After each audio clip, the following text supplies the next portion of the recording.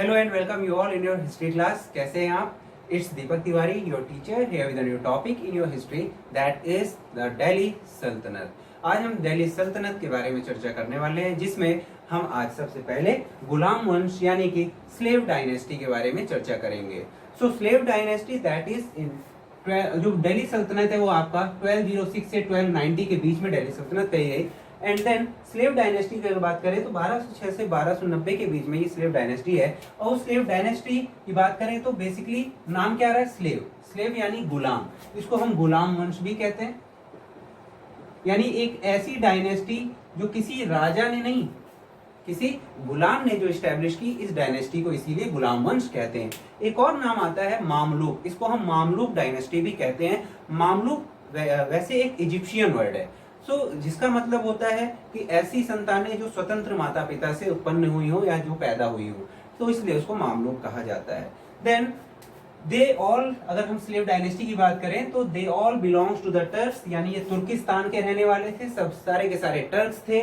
और the three dynasties were established by the three different dynasties, तो तीन अलग अलग डायनेस्टी अलग अलग लोगों ने एस्टैब्लिश की। If you talk about the Qutub dynasty, which was established by Qutbuddin Aibak, and actually Qutbuddin Aibak was considered as the founder of the Turkish Empire in India in 1206. Then the second is the Iltutmish, who has established the Samsi dynasty, and the third one is Balban, who has established the Balbani dynasty under the Delhi Sultanate. Then आज हम discuss करेंगे केवल कुतुबुद्दीन ऐबक के बारे में, फिर उसके आगे वाले सेशन में दूसरी वीडियो में हम कुतुबुद्दीन ऐबक के बाद अलाउद्दीन खिलजी के बारे में भी डिस्कस करेंगे। चलिए आज हम स्टार्ट करते हैं कुतुबुद्दीन ऐबक। सो ऐसा कहा जाता है कि इसका जो बर्थ होता है, हालांकि निश्चित नहीं है, लेकिन अनुमान ये है कि 1150 में इसका बर्थ होता है। कहाँ पे? तुर्किस्तान में। एज अ टर्क्स होता है, ये टर्किश होता है। एंड फखरुद्दीन अब्दुल अजीज काजी, ऐसा पर्सन जो कि काजी होता है अफगानिस्तान का, वो उसको खरीदता है एज अ स्लेव। क्या? एज अ स्लेव, यानी ध्यान से समझिएगा, दास, गुलाम जिसको बोला जाता है। ठीक है। अब होता क्या है कि उस समय एक प्रथा चल रही होती है गुलामों को खरीदने और बेचने की, यानी स्लेव की खरीदा और बेचा इनका जाना था। होता क्या था कि ये जो होते थे पर्सन जो खरीदते थे, जो इनके मालिक हुआ करते थे, ये इनको इसलिए खरीदते थे ताकि इनको एक बेटर मिलिट्री एक्सपर्ट बनाया जा सके। इनको लिटरेचर की भी शिक्षा दी जाती थी, एजुकेशन और एडमिनिस्ट्रेशन की भी शिक्षा दी जाती थी, ताकि आगे चलकर ये सारे लोग इसके प्रति फेथफुल हों। ठीक है, यानी विश्वास पात्र हो, फेथ हो, ट्रस्टवर्दी हो, और आगे आने वाले जो बैटल्स इनके द्वारा जो इनके मालिक लड़ते थे उसमें इनकी मदद करे, यानी सहायता करे। इसलिए ये एलिजिबिलिटी इनको ये दी जाती थी। बहुत अच्छी लाइफ ये प्रोवाइड करते थे, खाने पीने रहने का बंदोबस्त, बेटर एजुकेशन और मिलिट्री अफेयर्स और टैक्टिक्स भी सिखाई जाती थी। देन बहुत योग्य, इतना एलिजिबल बना दिया जाता था ताकि समय आने पर ये इसकी सर्विसेज ले सकें, ये इसकी सर्विसेज यानी अपने स्लेव्स के द्वारा सर्विसेज को ले सकें। देन गुलाम क्या करते थे? उसके एवज में जो गुलाम होते थे ये अपने सेवा भाव को, यानी कि अपने देश सेवा को, राज्य सेवा को सबसे सुपीरियर मानते थे, क्योंकि इनका ये कहना था कि हम दास हैं और ये हमारे क्या हैं? ये हमारे मालिक हैं और इनके प्रति हमें लॉयल होना चाहिए। देन आगे चलकर क्या होता है कि ये जो फखरुद्दीन मर जाता है, ठीक है, जब फखरुद्दीन मर जाता है तो ये मोहम्मद, ये अब ऐबक को किसको भेज देता है? गौरी को। ये ऐबक, फखरुद्दीन ऐबक जब मर जाता है तो ऐबक को फखरुद्दीन के सन मोहम्मद गौरी को हैंडओवर कर देते हैं, यानी कि बेच देते हैं। देन अब गौरी की अगर बात करें तो गौरी के उस समय 3 स्लेव्स थे, हालांकि और भी स्लेव्स थे, बट मैं इंपॉर्टेंट के स्लेव्स के बारे में ही बताऊंगा कि at that time Gauri have 3 slaves, slaves of Gauri. Gauri के उस समय 3 स्लेव्स थे। पहला कुतुबुद्दीन ऐबक, दूसरा Tajuddin Yaldoz, and third one is Nasiruddin Qabacha. So these were the 3 slaves, important slaves of Ghori during that time। और ऐबक उसमें सबसे ज्यादा, गौरी ऐबक को सबसे ज्यादा उसमें मानता था। तो जब काजी की मृत्यु होती है, यानी जो काजी फखरुद्दीन अब्दुल अजीज काजी मरता है, तो उसके जो सन्स होते हैं वो ऐबक को गौरी के हाथों बेच देते हैं। यानी अभी भी पहले ये फखरुद्दीन काजी का गुलाम था, अब ये किसका गुलाम होगा, गौरी का गुलाम होगा। ठीक है, तो ये गौरी का गुलाम बन जाता है। और लास्ट में क्या होता है कि ये इतना ज्यादा ट्रस्टी होता है इसको, ठीक है, इतना ज्यादा ट्रस्टी होती है कि जो गौरी होता है वो इसको क्या बना देता है, अस्तबल का प्रधान, यानी कि जहां पर घोड़े रखे जाते हैं उसका प्रधान बना देता है, और उसको एक उपाधि टाइटल देता है अमीर ए आखूर।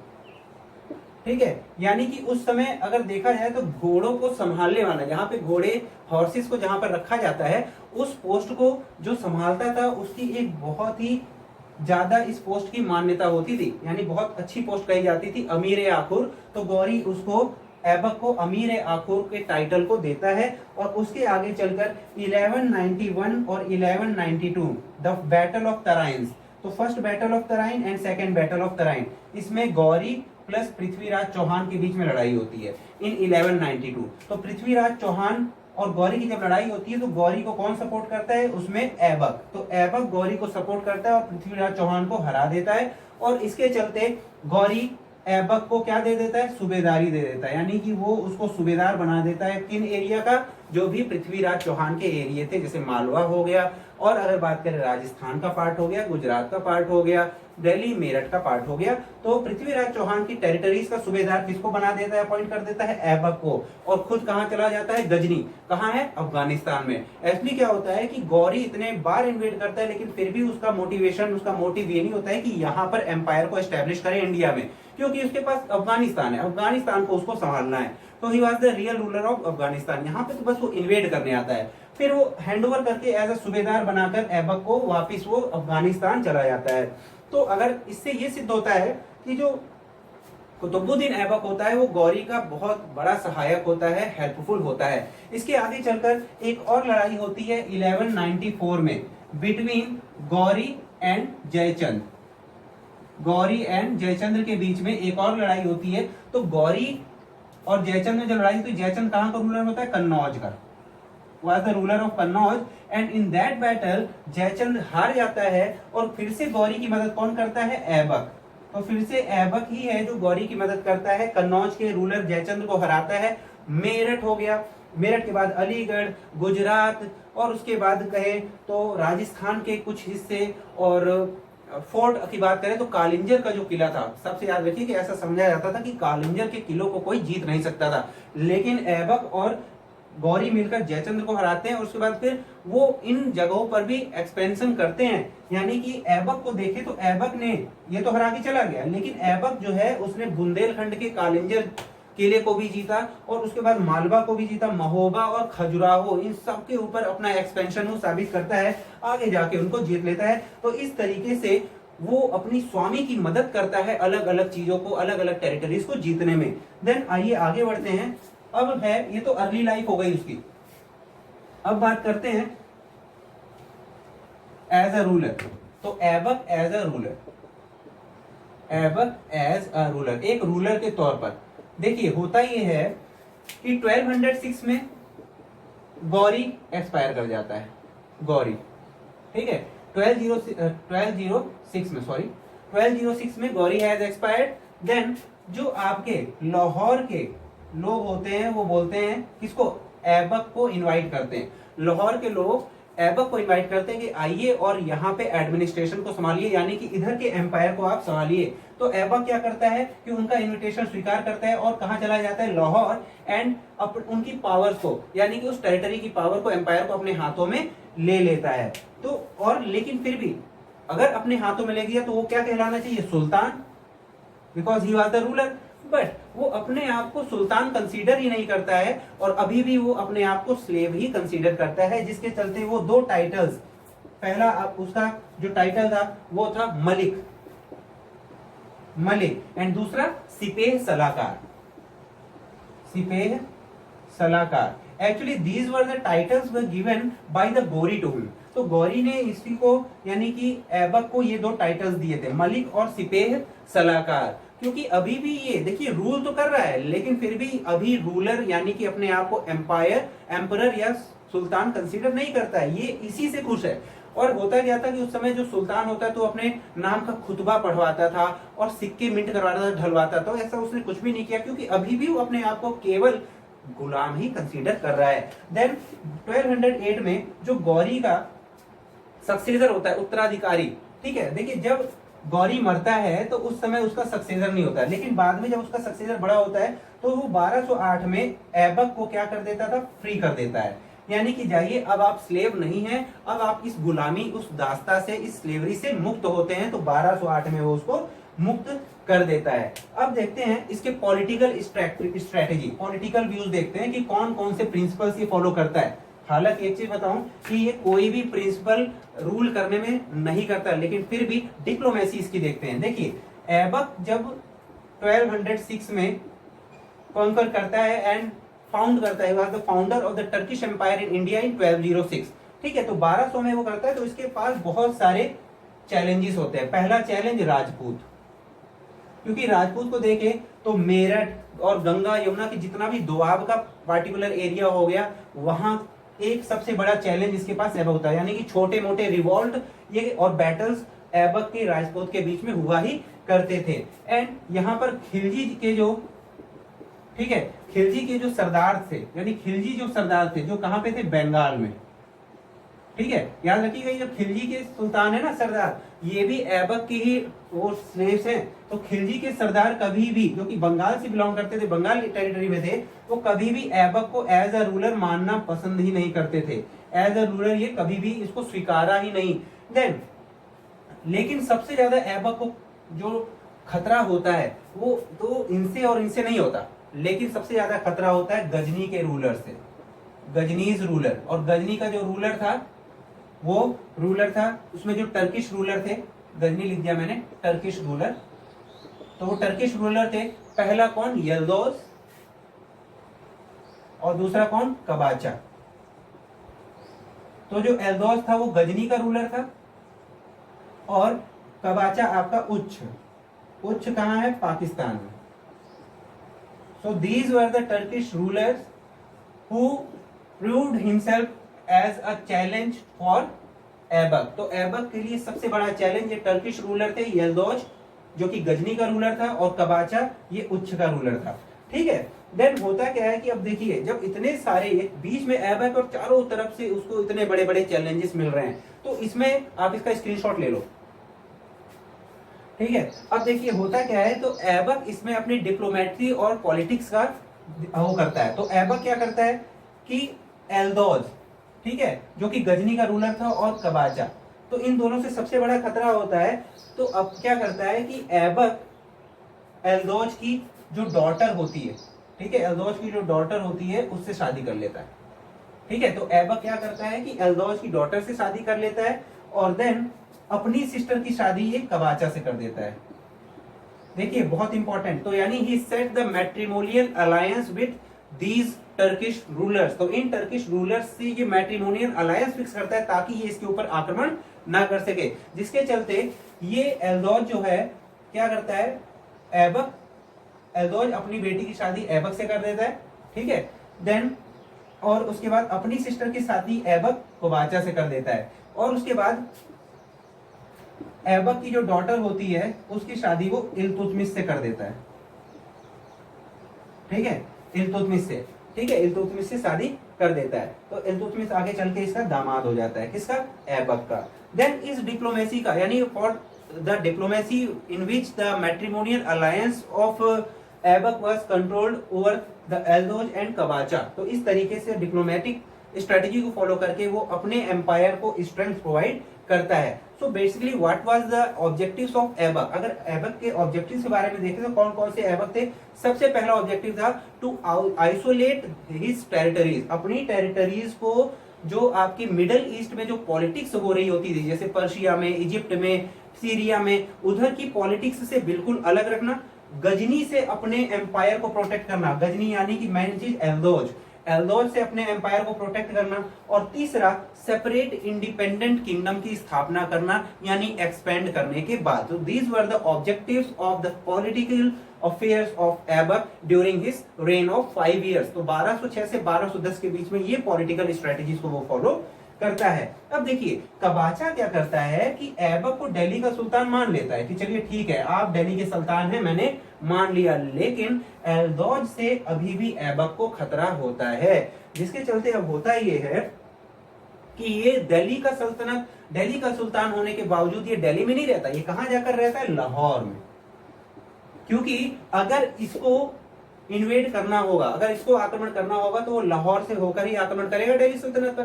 तो लाहौर में रहकर खुद ऐबक अपने एम्पायर की सुरक्षा कर रहा होता है, इसलिए वो लाहौर में रहना पसंद करता है। देन अब बात करें तो एल्दौज कहां का रूलर होता है, मैंने बताया गजनी का रूलर होता है। तो गजनी का जो सूबेदार होता है जिसका नाम होता है ख्वारिज्म शाह, क्या होता है, ख्वारिज्म शाह। तो ख्वारिज्म शाह के दबाव के चलते ये जो यल्दौज है ये ऐबक की टेरिटरीज पर आक्रमण कर देता है, यानी भारत पर, इंडिया पर आक्रमण करना स्टार्ट कर देता है। देन ऐबक क्या करता है, इसका विरोध करता है और इन दोनों के बीच में, ऐबक और एल्दौज के बीच में लड़ाई होती है। एल्दौज हार जाता है और हारने के बाद अब वहां पर क्या होता है, गजनी में अब ख्वारिज्म शाह एज अ सूबेदार, यानी कोई रूलर नहीं। तो उधर के लोगों को लगता है डर और वो ये बताते हैं, अपॉइंट करते हैं, इनवाइट करते हैं किसको, ऐबक को, कि आइए और आप इधर की सत्ता अपने हाथ में लीजिए, आप इधर के रूलर भी बन जाइए। ऐबक जाता तो है लेकिन उधर की जनता ऐबक से सेटिस्फाई नहीं होती है और बाद में चल के फिर से एल्दौज को गजनी का रूलर इस्टेब्लिश कर दिया जाता है, बना दिया जाता है, अपॉइंट कर लिया जाता है। फिर आगे चल के ये बंगाल को भी जीतता है, अपनी टेरिटरीज ऐबक, अभी तक जो मेरठ, दिल्ली और बिहार तक थी, अब वो बंगाल के ईस्टर्न पार्ट में भी चली जाती है, वहां को भी वो एक्सपेंड कर लेता है। अब बात आती है 1210 की, इन 1210, जिसको आज हम पोलो स्पोर्ट्स के नाम से जानते हैं। उस समय एक खेल होता था जिसका नाम हम बोलते हैं चौगान, ठीक है, चौगान। तो चौगान खेलते हुए ये घोड़े से गिरता है और मर जाता है और इसको लाहौर में दफनाया जाता है। तो इस तरीके से इसके लाइफ का अंत होता है। मैंने अर्ली लाइफ पढ़ाई, पॉलिटिकल स्ट्रेटजी पढ़ाई, सारी चीजें मैंने आपको पढ़ा लिया। तो हम अगर इसको कंक्लूड करते हैं तो ये पाते हैं कि इसके एडमिनिस्ट्रेशन में या इसके रूल में ये कभी भी शासन व्यवस्था में किसी का इंटरफेरेंस बिल्कुल भी बर्दाश्त नहीं करता था।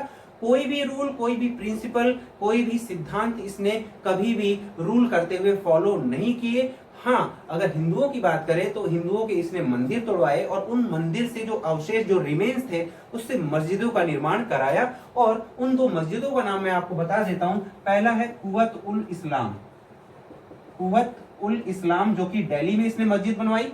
एंड सेकंड इज 2.5 दिन का झोपड़ा, 2.5 दिन का झोपड़ा।